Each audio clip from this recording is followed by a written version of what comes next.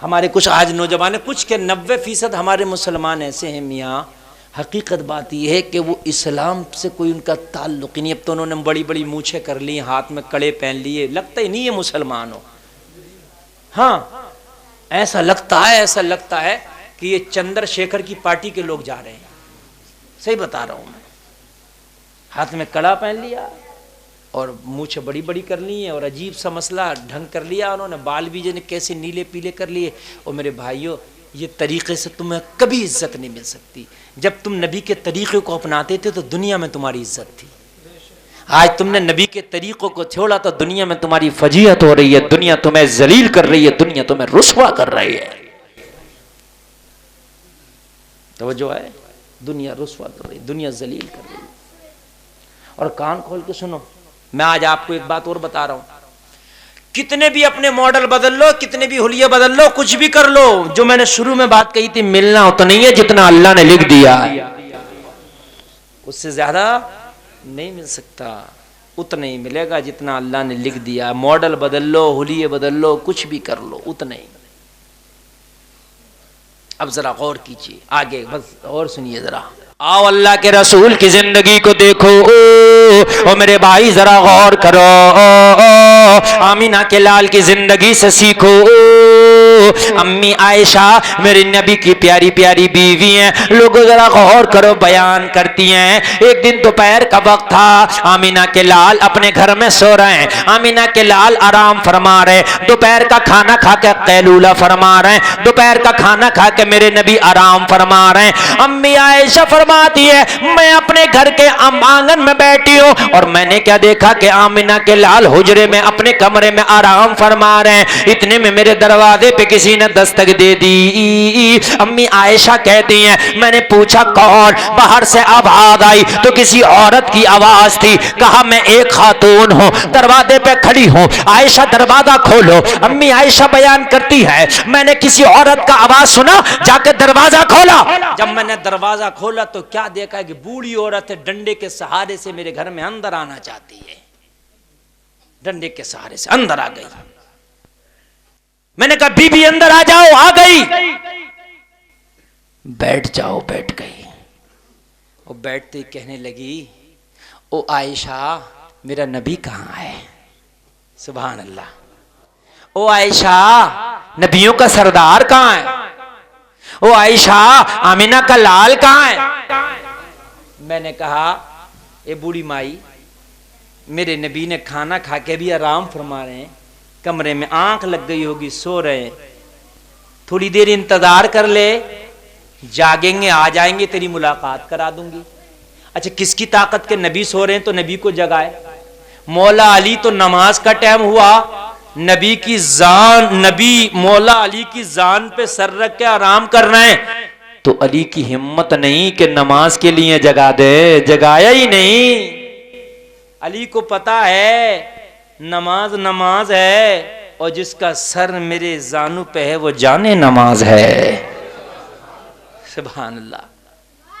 जगाना नहीं है, जब जाग जाएंगे, उठ जाएंगे तो मुलाकात करा दूंगी। अच्छा, बूढ़ी भी बैठ गई खामोशी से, उसने भी जिद नहीं की, नहीं जी अभी उठाओ, बैठ गई। अम्मी आयशा बयान करती हैं, बूढ़ी का बैठना था, बूढ़ी बैठी थी। अम्मी आयशा बयान करती हैं कि नबी ने बूढ़ी का आवाज सुना, बिना किसी के जगाए, बिना किसी के उठाए, नबी खुद अपने बिस्तर से उठ के बाहर तशरीफ ले आए। अच्छा, नबी का सोना और जागना ही क्या? नबी जब सोता है ना तो जब भी वो जागता है, नबी का दिल जब भी जागता है। सुभान अल्लाह। नबी का ख्वाब सच्चा होता है, हमारा ख्वाब कभी झूठा और कभी सच्चा, नबी का ख्वाब हमेशा सच्चा होता है, हमेशा सच्चा होता है नबी का ख्वाब। आ गए मेरे नबी, तशरीफ ले आए। मेरे नबी ने जब बूढ़ी औरत को देखा, और यार जरा गौर करना, नबी की आंख में आंसू आ गए। अम्मी आयशा बयान करती हैं, जब मैंने मुस्तफ़ा को देखा कि इस बूढ़ी के चेहरे पे मेरे नबी की नजर पड़ी तो नबी की नजर पड़ते ही नबी की आंख में आंसू आ गए। अम्मी आयशा बयान करती हैं, मैंने नबी की आंख में आंसू देखा तो मैं भी खामोश हो गई, कुछ पूछ ना सकी। मैं समझ गई ये औरत बहुत कोई खास औरत होगी, इसलिए कि नबी ने जब देखा है तो देखते ही आंख में आंसू आ गया। आंख में आंसू आना कोई आसान बात नहीं था नबी के लिए। अल्लाह अल्लाह, जरा गौर करना, एक बूढ़ी औरत के लिए नबी की आंख में आंसू आ जाना लोगों कोई हल्की बात नहीं थी। अम्मी आयशा बयान करती है, मैं खामोश हो गई, खामोश होकर बैठी रही, देखती रही। मुस्तफा की आंखों में आंसू हैं, मुस्तफा बैठे हैं। उसके बाद मुस्तफा ने फरमाया, आयशा अगर घर में कुछ खाना हो तो ले आओ, इस आने वाली बूढ़ी को जरा खाना खिला दो। अम्मी आयशा बयान करती है, मेरे घर में जो खाने का सामान था ले आई, लाने के बाद में मैंने बूढ़ी के सामने पेश कर दिया। बूढ़ी ने वो खाना खा लिया। मुस्तफा यहीं पर नहीं रुके, मुस्तफा यहीं पर खामोश ना हुए। जैसे ही बूढ़ी खाना खा के फारिग हुई, मेरे नबी ने फरमाया, आयशा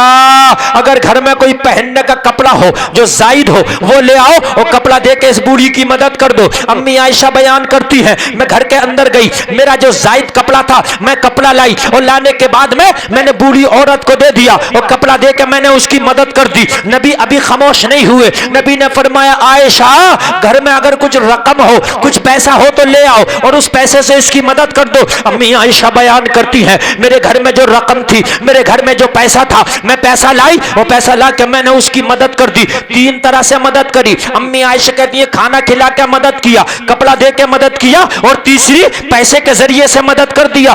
तीनों मददें जब कर दी, अब अम्मी आयशा बयान करती है, मैं मुस्तफा के इशारों को देख रही थी कि अब मुस्तफा अगला इशारा क्या फरमाएंगे। जो मेरे मुस्तफा इशारा फरमाएंगे वो काम मैं पूरा कर दूंगी। अम्मी आयशा बयान करती है कि जब मैंने तीनों तरह की मदद कर दी, बूढ़ी ने कुछ चैन का सांस लिया है। अल्लाह अल्लाह, जरा गौर करना। इतने के बाद मेरे नबी ने फरमाया, क्या अब कुछ और चाहिए? ये बूढ़ी औरत कहती है, या रसूल अल्लाह अब कुछ और नहीं चाहिए, अब मेरा भला हो गया है। लोगों जरा गौर करना। अम्मी आयशा बयान करती है, बस मेरे मुस्तफा ने सहारा दिया, सहारा दे के बूढ़ी खड़ी हो गई, बड़ी कमजोर थी, अपना लाठी पकड़े है, डंडा पकड़ के अब कहने लगी, या रसूल अल्लाह मुझे इजाजत दो, मैं आपके घर से जाना चाहती हूँ। मेरे नबी से इजाजत मांगी, नबी ने इशारे से इजाजत दे दिया, इजाजत दिया। नबी अपने दरवाजे तक उसे छोड़ रहे हैं, दरवाजे पर पहुंची, नबी दरवाजे पे खड़े हैं। अल्लाह अल्लाह, जरा गौर करना। दरवाजे से बाहर निकल गई, मुस्तफा दरवाजे पे खड़े होकर के उसको जाता देख रहे हैं। लोगों दरवाजे से जब काफी दूर चली गई, निगाहों से ओझल हो गई। अम्मी आयशा बयान करती है, मुस्तफा दरवाजा लगाए, दरवाजा लगा के घर में वापस आए। आने के बाद अपने बिस्तर पर बैठे, मुस्तफा की हालत मैं देख रही हूँ, जरा अपनी जगह आ रही है। मैं भी कुछ बोल नहीं रही थी, मुस्तफा की आंख में आंसू थे, मैं खामोश बैठी थी। मैंने देखा कि मुस्तफा बिस्तर पे बैठे हैं। बैठने के बाद में मुस्तफा जरा थोड़ी देर के लिए जब सुकून से हुए, मैं खामोशी से धीरे से बोली, या रसूल अल्लाह ये औरत कौन थी जिसकी वजह से आपने देखा, देखते ही आप परेशान हो गए, आपकी आंख में आंसू आ गए। या रसूल अल्लाह ये औरत क्या कोई खास औरत है? हजरत आयशा का बयान है, मेरे नबी ने फरमाया, आयशा ये औरत बहुत खास औरत है, बहुत खास औरत है। कहा कौन है? नबी ने फरमाया, आयशा ये मेरी पहली बीबी खदीजतुल कुबरा की सहेली है। यार बोलो ना सुभान अल्लाह। मुस्तफा तो बीवी बीवी की सहेलियों के साथ कैसा बर्ताव कर रहा है। कहने लगे, आयशा जब मैं इस बूढ़ी औरत को देखता हूं तो मुझे मेरी खदीजा की याद आ जाती है। जब खदीजा, उस वक्त अम्मी खदीजा का विसाल हो गया था, जब ये औरत आई थी ना तो अम्मी खदीजा का विसाल हो गया। अम्मी आयशा से कहा, ये मेरी खदीजा जो बीवी थी पहली उसकी सहेली है। अम्मी आयशा ने अर्ज की, आका आप खदीजा को बहुत याद फरमाते, क्योंकि खदीजा भी बीवी हैं और आयशा भी बीवी हैं, है ना। तो बीवी के अंदर एक चीज ये होती है कि भाई उनका इतना जिक्र क्यों मुझे मेरे सामने। मेरे नबी ने फरमाया, ओ आयशा सुन, खदीजा मेरी उस वक्त की साथी है कि जब मक्का के लोग मुझे पत्थर मारते थे, जब मेरे साथ कोई खड़ा होने मक्का में तैयार नहीं था,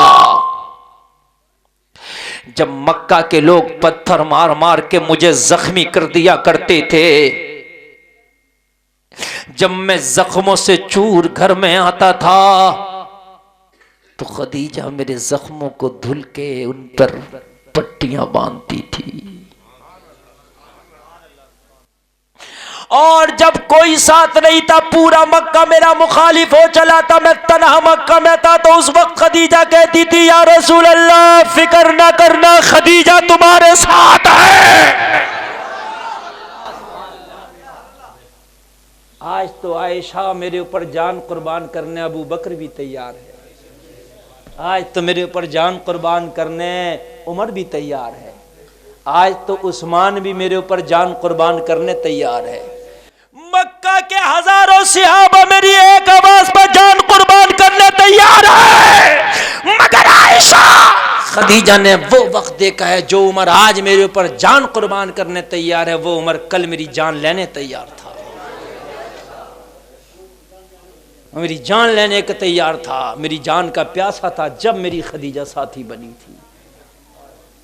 इस वक्त में साथ देना वो कमाल नहीं है, उस वक्त में साथ देना जो कमाल था। खदीजा ने वो वक्त देखे हैं।